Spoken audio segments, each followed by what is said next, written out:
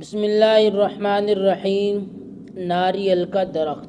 ناریل کا درخت جزیرہ لنکا میں کثرت سے ہوتا ہے۔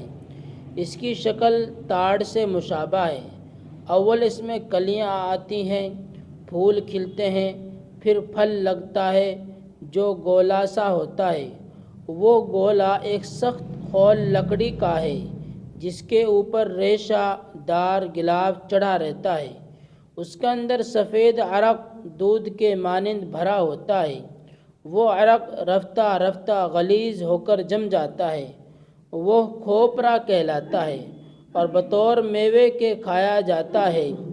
لنکا والوں کی زندگی کا بڑا دار و مدار اسی درخت پر ہے۔ اس کا عرق پیتے ہیں، کھوپرا کھاتے ہیں، کھوپرے کا روغن نکالتے ہیں، اس کو گھی کی جگہ چاولوں میں ڈال کر نوش